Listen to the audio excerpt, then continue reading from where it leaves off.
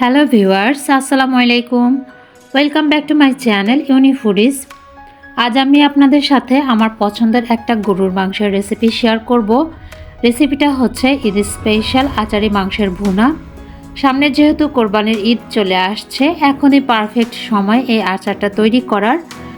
আর বাসায় কিভাবে খুব সহজেই এই আচারটা তৈরি করে বছর জুড়ে সংরক্ষণ করতে পারবেন সেটাই আপনাদের সাথে শেয়ার করব।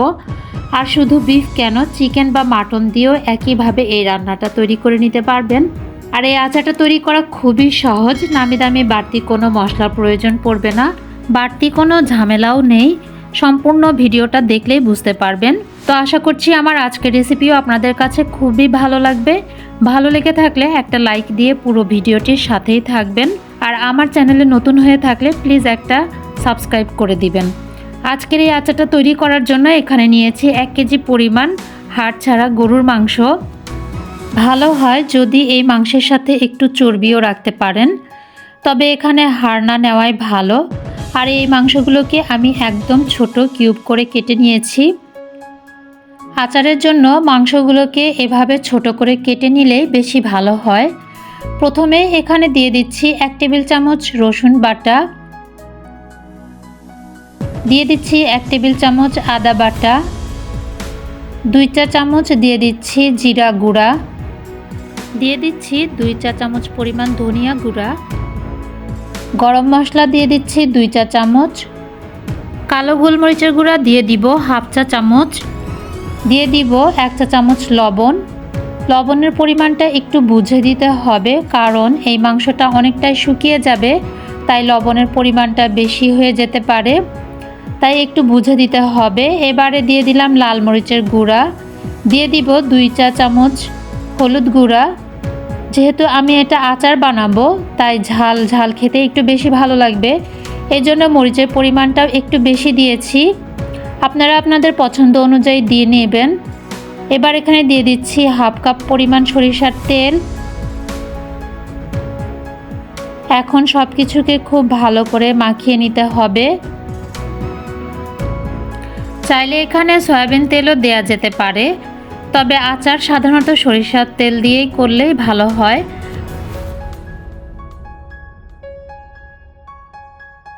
মাংসের সঙ্গে মশলাগুলো খুব ভালো করে মাখিয়ে নেওয়ার পর একটা ঢাকনা দিয়ে 30 মিনিটের জন্য ঢেকে এগুলোকে রেস্টে রেখে দিব।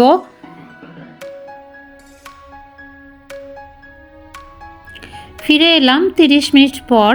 এবার চুলাটাকে অন করে দিয়েছি। গরুর মাংসের এই আচারটা বানানোর সময় শুরু থেকে শেষ পর্যন্ত কোনো পানির ব্যবহার হবে না, আর সে কারণে চুলার হিটটা শুরু থেকে শেষ পর্যন্ত থাকবে একদমই লোতে। মাংসগুলোকে কিছুক্ষণ নেড়েচেড়ে জাল করে নিয়েছি। এবারে একটা ঢাকনা দিয়ে ঢেকে দিব প্রায় 10 মিনিটের মতো। 10 মিনিটের মতো ঢাকনাটা দিয়ে ঢেকে জাল করে নেওয়ার পর ঢাকনাটা তুলে নিচ্ছি। আর এখন দেখতেই পাচ্ছেন মাংসের মধ্য থেকে অনেকটাই পানি বের হয়েছে। যেহেতু এখানে এক্সট্রা কোনো পানি দিব না, তাই এই পানির মধ্যেই কিন্তু মাংসগুলোকে সিদ্ধ করে নিতে হবে 80% মতো। তো মাংসের এই পানিটা শুকিয়ে যাওয়া পর্যন্ত আমি ঢেকেই রান্না করব, তবে একটু পরপর ঢাকনাটা উঠিয়ে নেড়েচেড়ে দিব। আমি প্রায় 40 থেকে 50 মিনিটের মতো এভাবেই ঢেকে রান্না করেছি। আর এখন দেখতেই পাচ্ছেন যে পানিটা প্রায় শুকিয়ে গেছে, তবে আমি আরেকটু ভেজে নিব মাংসের কালারটা একটু কালচে হয়ে আসা পর্যন্ত।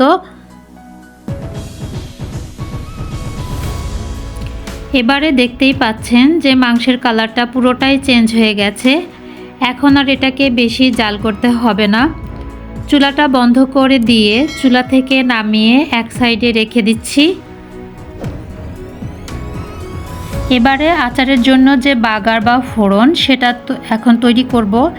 এজন্য চুলায় একটি প্যান বসিয়ে দিয়ে নিব 2 কাপ পরিমাণ সরিষার তেল। তেলটা একটু গরম হয়ে আসলে এখানে কিছু গোটা মশলা দিয়ে দিব। এখানে আমি নিয়েছি 6-7টার মতো আস্ত এলাচ, নিয়েছি লবঙ্গ 6-7টার মতো, আর দিয়ে দিচ্ছি 2 টুকরো দারুচিনি, আর নিয়েছি একটা স্টার মশলা। এরপর এখানে দিয়ে দিচ্ছি একটা বড় সাইজের রসুন কুচি, দিয়ে দিব 1 ইঞ্চির মতো আদা কুচি। এবারে দিয়ে দিচ্ছি 2টো তেজপাতা, দিয়ে হালকা করে একটু ভেজে নিচ্ছি। এরপর এখানে দিয়ে দিচ্ছি 7-8টার মতো শুকনো মরিচ, ছোট বা দেশি রসুন দিয়ে দিব প্রায় 7-8টার মতো। এখন এগুলোকে কিছু সময়ের জন্য তেলে ভেজে নিব। কিছুক্ষণ ভেজে নেওয়ার পর যখন খুব সুন্দর একটা স্মেল ছড়াবে মাংসগুলোকে, তখন এখানে দিয়ে দিব। খেয়াল রাখতে হবে যে আদা রসুন কুচিটা যেন পুড়ে না যায়। আদা রসুন কুচিটা হালকা লালচে করেই ভেজে নিতে হবে, পুড়ে গেলে কিন্তু খুব একটা খেতে ভালো লাগবে না। এবারে এই তেল মশলার সাথে মাংসগুলোকে খুব ভালো করে কষিয়ে নিচ্ছি। এরই মধ্যে সকল মশলার ফ্লেভার ও তেলটা মাংসের মধ্যে সুন্দরভাবে ঢুকে যাবে। অনবরত নেড়েচেড়ে এইভাবে আরও 20 মিনিটের মতো রান্না করে নিব। কোনো মশলা যেন পুড়ে না যায়, তাহলে কিন্তু আচারের টেস্টটা নষ্ট হয়ে যাবে। মাংসের আচারের মাংসগুলো এখন পুরোপুরি সেদ্ধ হয়ে গেছে। আমি চুলাটা অফ করে দিয়েছি, যেহেতু এই আচারটা আমি কিছুদিনের জন্য সংরক্ষণ করব, এই জন্য তেলের পরিমাণটা বেশি দিয়েছি। আপনারা যদি সংরক্ষণ না করতে চান তাহলে তেলের পরিমাণটা কমিয়ে দিতে পারেন। তবে তেলের মধ্যে ডুবিয়ে রাখলে এই আচারটা 1 বছর পর্যন্ত সংরক্ষণ করতে পারবেন।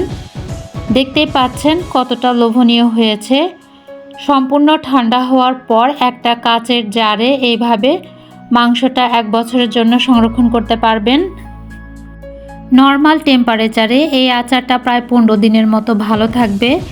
এর বেশি দিনের জন্য যদি আপনারা সংরক্ষণ করতে চান তাহলে ফ্রিজের নর্মাল চেম্বারে রেখে সংরক্ষণ করতে পারবেন। 1 বছরের বেশি সময় ধরে এই আচারটা ভালো থাকবে। আসছে কোরবানি ঈদে আপনারা একবারের জন্য হলেও এই আচারটা তৈরি করে দেখবেন, সবাই খুব বেশি পছন্দ করবে। আশা করছি আমার আজকের রেসিপিও আপনাদের কাছে খুবই ভালো লেগেছে আর সহজ লেগেছে।